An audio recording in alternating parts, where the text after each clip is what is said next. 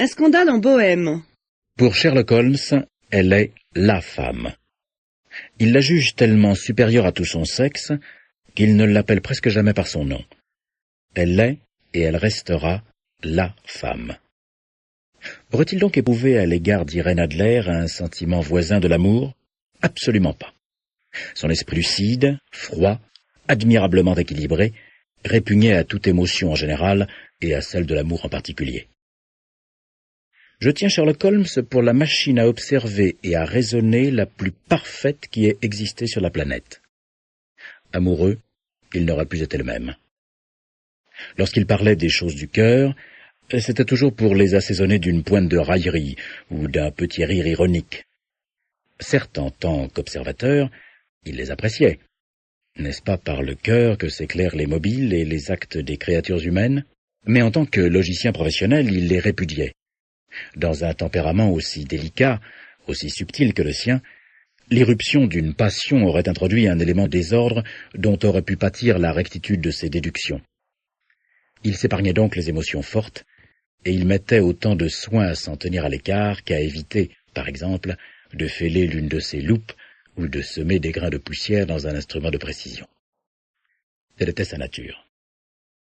Et pourtant, une femme l'impressionna. La femme, Irène Adler, qui laissa néanmoins un souvenir douteux et discuté. Ces derniers temps, je n'avais pas beaucoup vu Holmes. Mon mariage avait séparé le cours de nos vies. Toute mon attention se trouvait absorbée par mon bonheur personnel, si complet, ainsi que par les 1000 petits soucis qui fondent sur l'homme qui se crée un vrai foyer. De son côté, Holmes s'était isolé dans notre meublé de Baker Street. Son goût pour la bohème s'accommodait mal de toute forme de société. Enseveli sous de vieux livres, il alternait la cocaïne et l'ambition. Il ne sortait de la torpeur de la drogue que pour se livrer à la fougueuse énergie de son tempérament. Il était toujours très attiré par la criminologie. Aussi occupait-il ses dons exceptionnels à dépister quelques malfaiteurs et à élucider des énigmes que la police officielle désespérait de débrouiller.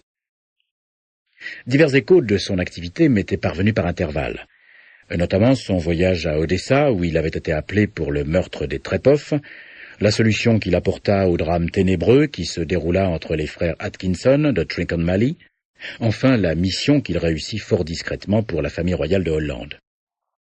En dehors de ces manifestations de vitalité, dont j'avais simplement connaissance par la presse quotidienne, j'ignorais presque tout de mon ancien camarade et ami.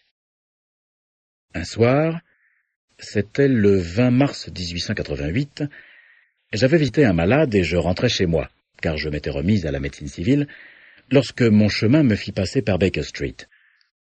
Devant cette porte dont je n'avais pas perdu le souvenir, et qui sera toujours associée dans mon esprit au prélude de mon mariage, comme aux sombres circonstances de l'étude en rouge, je fus empoigné par le désir de revoir Holmes et de savoir à quoi il employait ses facultés extraordinaires. Ses fenêtres étaient éclairées. Levant les yeux, je distinguais même sa haute silhouette mince qui, par 2 fois, se profila derrière le rideau.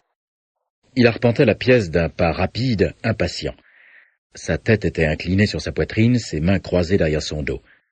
Je connaissais suffisamment son humeur et ses habitudes pour deviner qu'il avait repris son travail.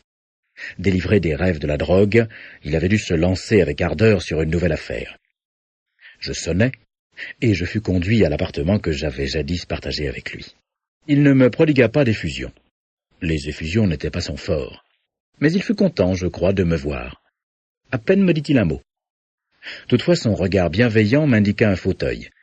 Il me tendit un étui à cigare, son doigt me désigna une cave à liqueur et une bouteille d'eau gazeuse dans un coin. Puis il se tint debout devant le feu et me contempla de haut en bas, de cette manière pénétrante qui n'appartenait qu'à lui. « Le mariage vous réussit, » observa-t-il. « Ma parole, Watson, vous avez pris 7 livres et demi depuis que je vous ai vu. »« 7, répondis-je. »« Vraiment?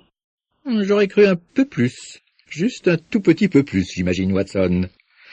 Et vous avez recommencé à faire de la clientèle, à ce que je vois.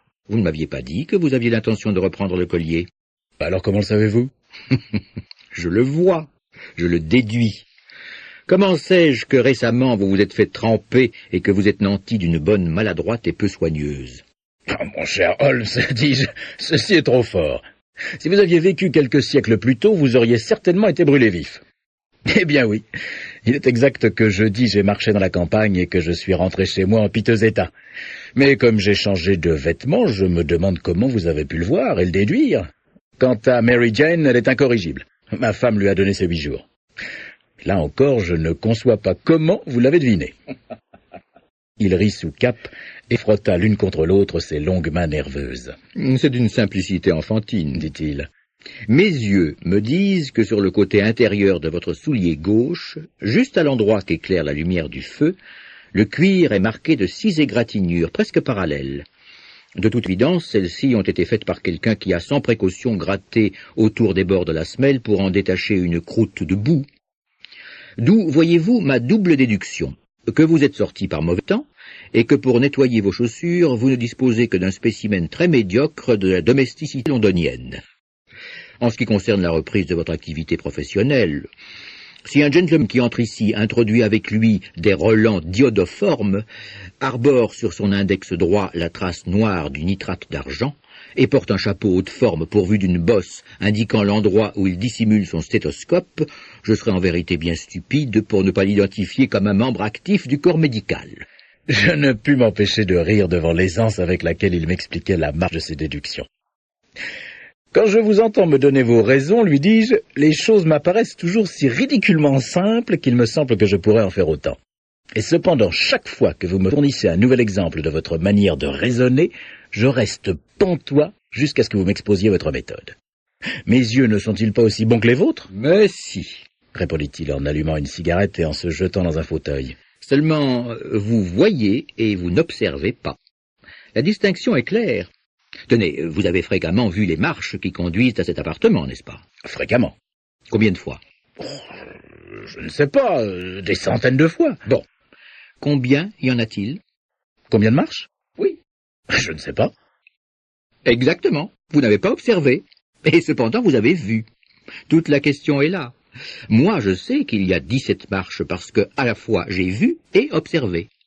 À propos, puisque vous vous intéressez à ces petits problèmes et que vous avez été assez bon pour relater l'une ou l'autre de mes modestes expériences, peut-être vous intéresserez-vous à ceci.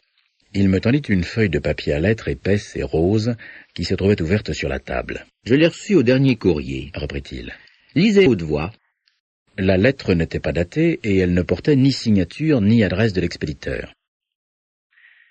On vous rendra visite ce soir à 8h moins le quart. Il s'agit d'un gentleman qui doit vous consulter sur une affaire de la plus haute importance. Les récents services que vous avez rendus à l'une des cours d'Europe ont témoigné que vous êtes un homme à qui l'on peut se fier en sécurité pour des choses capitales. Les renseignements sur vous nous sont de différentes sources venues. Soyez chez vous à cette heure-là et ne vous formalisez pas si votre visiteur est masqué. Ah, voilà qui est mystérieux au possible, dis-je. À votre avis, qu'est-ce que ça signifie? Je n'ai encore aucune donnée.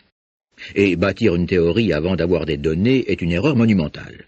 Insensiblement, on se met à torturer les faits pour qu'ils collent avec la théorie, alors que ce sont les théories qui doivent coller aux faits. Mais de la lettre elle-même, que déduisez-vous? J'examinais attentivement l'écriture et le papier.